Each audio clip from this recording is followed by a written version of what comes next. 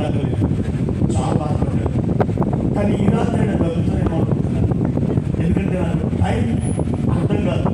కుర్రోడికి bike, పాస్టర్కి mic ఇవ్వడట, mic పట్టుకుంటే మైక్గా ఉన్నది pastor. అందుకని కూర్చున్న మీరే మాకు సహాయం చేయాలి. పైసలా ఒకే దేవుని స్తోత్రం కలుగుగా. పరిశుద్ధ గ్రంథంలో నుండి ఒక మాట మనం చదువుకుందాం. దేవుని స్తోత్రం కలుగుగా. అందరూ అడుగుతున్నారు, మీకు కలిసి వాక్యం చెప్పాలని అడుగుతున్నారు. నేను బాగా చెప్పాను. స్తోత్రం కలుగుగా. ఆమె చాలాసేపు వాక్యం చెప్తుంది, కానీ మీకు అడిగారు పైసలు స్తోత్రం కలుగుగా. ఒక ఆవిడ ఇలాగా ఎంతసేపు వాక్యం చెప్పండి గారు, వీళ్ళెప్పుడు మాత్రం నేర్పిల్లా. అలా కాకుండా కొద్ది సమయంలోనే మనం కూర్చున్నాం. తప్పుగా దేవుడు బిడ్డారా, అవకాశం అవసరం ఉంటే మీరు నోట్ చేసుకోండి. బైబిల్ గ్రంథంలో యెషయా గ్రంథం 47వ అధ్యాయం 13వ వచనం.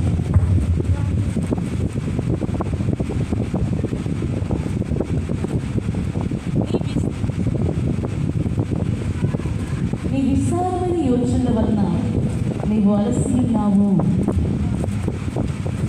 అందరూ కూడా నాతో కలిసి చదువుతారా? నీ విస్తారమైన యోచనల వలన, నీ విస్తారమైన యోచనల వలన నీవు నీవు అలసి ఉన్నావు. అలసి ఉన్నావు. ఆమె ఇదే మాట మీ పక్కన వరకు చెప్పండి.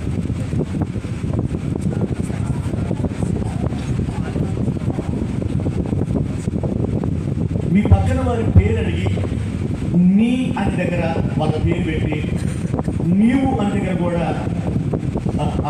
నీ వాళ్ళ దగ్గర వద్దు, నీ అనే మాట దగ్గర వాళ్ళ పేరు పెట్టి వాళ్ళకి చెప్పండి సార్. వాళ్ళ పేరు అడిగి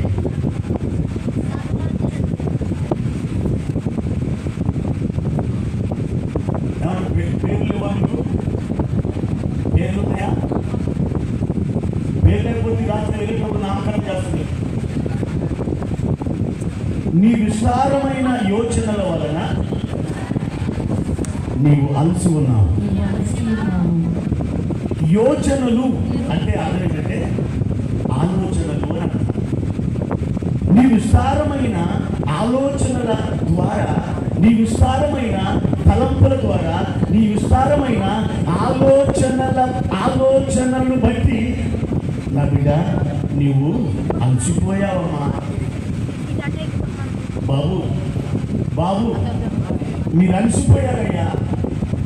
మీ విస్తారమైన యోచనలను బట్టి మీరు కృంగిపోయారు, మీరు అలసిపోయారు అని దేవుడు ఈ రాత్రి పూట మీతో మాట్లాడుతున్నాడు. బండలు పగలగొట్టి అలసిపోయారా? కాదు అని చెప్పండి. బండలు పగలగొట్టి అలసిపోయారా? పరుగెత్తి అలసిపోయారా? కొండలెక్కి అలసిపోయారా? బహుదూరం నడిచి అలసిపోయారా? అనేకమైన భారాలు ఎత్తుకొని అలసిపోయారా? కాదు. మరి దేని వలన అలసిపోయారు? నీ విస్తారమైన ఆలోచనలు, నీ విస్తారమైన తలంపులు, వాటన్నిటిని బట్టి నా బిడ్డ నువ్వు అలసిపోయావు. నా ప్రియ దేవుని బిడ్డలారా, నువ్వు అలసిపోవడానికి కేవలం బలమైనటువంటి పనులు చేయాల్సిన అవసరం లేదు. నువ్వు అలసిపోవడానికి బండలు ఎత్తుకోవాల్సిన అవసరం లేదు. నువ్వు అలసిపోవడానికి పరిగెత్తాల్సిన అవసరం లేదు. నీవు అలసిపోవడానికి పర్వతాలు అధిరోహించవలసిన అవసరం లేదు. నువ్వు అలసిపోవడానికి కాస్త ఆలోచిస్తే చాలు, కాస్త నువ్వు తలస్తే చాలు, కాస్త నువ్వు ఆలోచిస్తే నీ ఆలోచన ద్వారా నువ్వు అలసిపోతావు. డాక్టర్స్ని అడగండి, సైకాలజిస్టులు అడగండి. ఈ రోజున 75% ఒంట్లో పుట్టిన జబ్బుల ద్వారా మనిషి అలసిపోవడం లేదు. కేవలం దేవుని బిడ్డలారా, కేవలం ఆలోచించడం ద్వారా మనిషి అలసిపోతున్నాడు. తీవ్రంగా ఆలోచించడం ద్వారా అలసిపోతున్నాడు. ఈ కష్టాలు ఎలా మోయాలి, ఈ భారాలు ఎలా మోయాలి, నా భవిష్యత్తు ఏమిటి, నా జీవితంలో నేను సాధించేది ఏమిటి, నేను అనుకున్నది ఒకటైతే నాకు జరుగుతున్నది మరొకటి. 5 అడుగులు ముందుకేస్తే 7 అడుగులు నేను వెనకాలకి వేస్తున్నాను. నా జీవితం అంతకంతకు దిగజారిపోతుంది. నా జీవితం వ్యాసారిపోతుంది. నా జీవితం ఇదిగో ఇరుకుల మయము గుండా నా జీవితం ప్రయాణం చేస్తుంది. నేనేం బాగుపడ్డాను?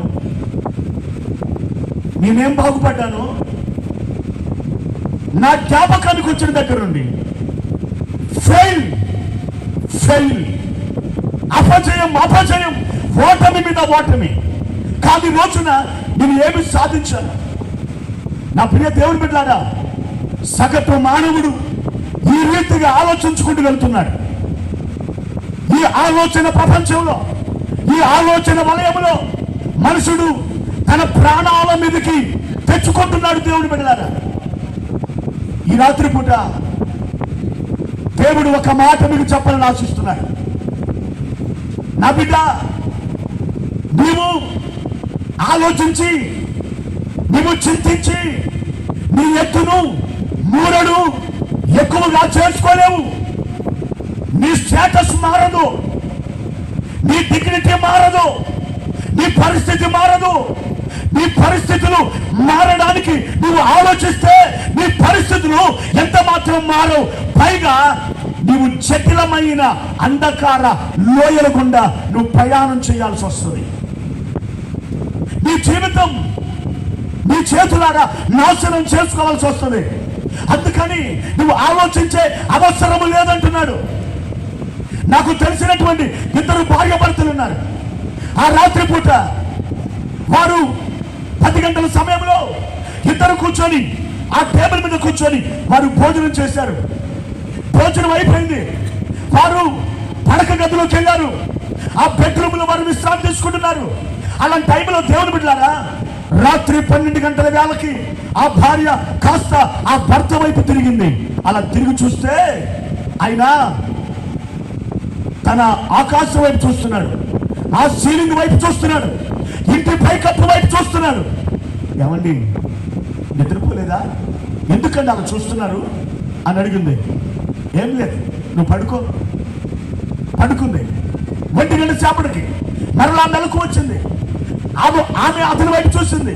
ఏమండి, ఇంకా మీరు నిద్రపోలేదా? నిద్ర ఎలా పడుతుందమ్మా?